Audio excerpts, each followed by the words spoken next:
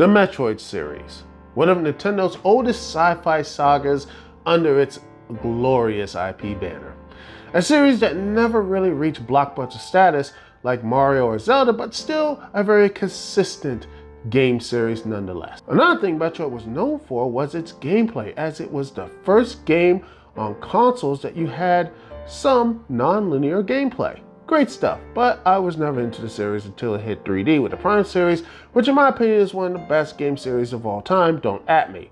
With all three games continuing to get better after every one, and while the third game is streamlined thanks to the motion controls, I still have a great time with it and continue to play with it when the mood strikes. And believe you me, I was hyped when Metroid Prime 4 was announced in, more than half a decade ago. What the fuck? Anyway, it was originally being developed by Kensuke Tanabe, a producer from the Prime series at Bandai Namco. And then 2 years later, the project had to be restarted because it didn't fit the standards of Nintendo and had to restart development again from the ground up at Retro Studios. Awesome. So with Metroid Prime 4 going back into the lab again, it looks like all was lost for the Space Bounty Hunter. But then, on June 15th of this year, a game that was thought to never see the light of day was shown on Nintendo Direct. Metroid 5, aka Metroid Dread. And it was coming out this year, and the hype was huge.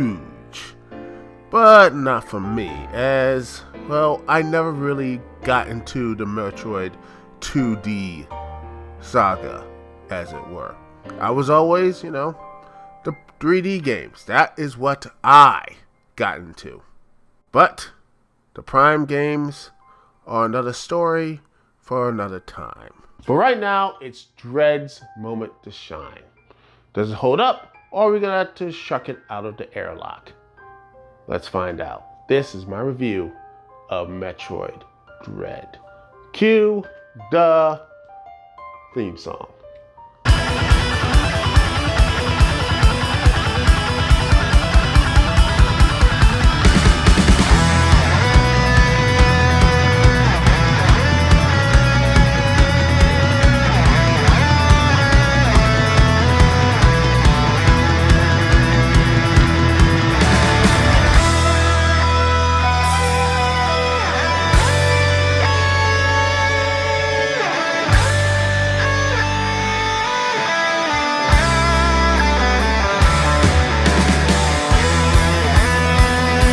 The game starts off with talking about what Metroids and X-Parasites are.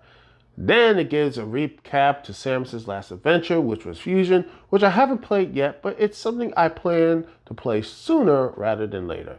Anyway, after the events of Fusion, both the Metroids and the X-Parasite were destroyed. But that doesn't seem the case, as sometime later on planet ZDR, a video transmission showed an X-Parasite in the wild, and as such, the Galactic Federation sent these powerful robots, Emmys, to see if the X-Parasites are making a comeback. But communication with the Emmys stopped when they went to the planet. So you know what that means. It's time for Samus to suit up and go to ZDR to find out what's really going on.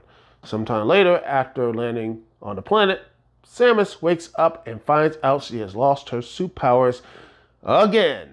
But according to the AI, Adam, it's because of a type of amnesia she suffered after facing a very powerful and mysterious Chozo who only appears until the end of the game.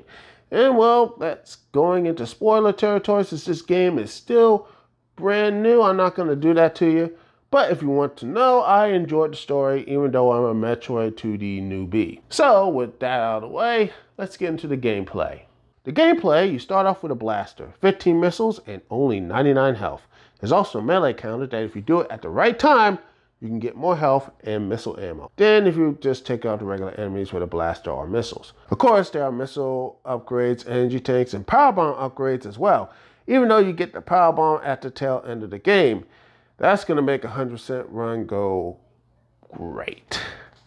But overall, the gameplay is fun, the controls are very responsive, and if you do screw up, which I did many times in my first run, it's not the game cheating you. It's that you gotta get good to beat the mini bosses and big bosses like fan favorite Kraid. You can use the melee counter to do some damage and watch some nice animations while you take them out.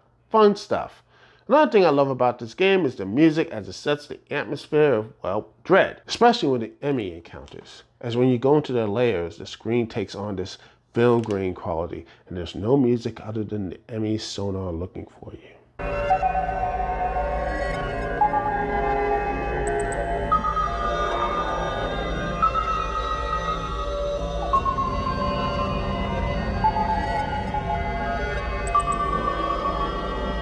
And then, when it finds you, the chase begins, the music ramps up as you try to escape, and sometimes you do, but most times you don't. But you have to face them as you take out the Aurora unit, and then use that powerful beam to take out the enemy and receive a suit upgrade to help you in your mission on ZDR, as you have plenty to do. But don't worry, this game doesn't overstay its welcome as most 2D Metroids. Lastly, the graphics. For the Nintendo Switch, they are great as each enemy looks different and impressive. The bosses that plays ZDR are well done, and Samus looks good, even though I miss her classic look. Here's hoping that they bring that back one day. So overall, I really enjoyed this game. Sure, you can get lost in it a bit, but I found my way again. Also, the backtracking does get annoying at points, even with the teleporters to cut down time. But this game is a must-buy for Metroid fans, 2D and 3D. But if you're a Metroid Prime fan, I would suggest playing the first and Super Metroid to get a really good feel of the 2D Metroid and what it brings. Anyway, I love this game. As I give it a 9 out of 10, this is one of the best games I played all year, and I highly recommend playing this game.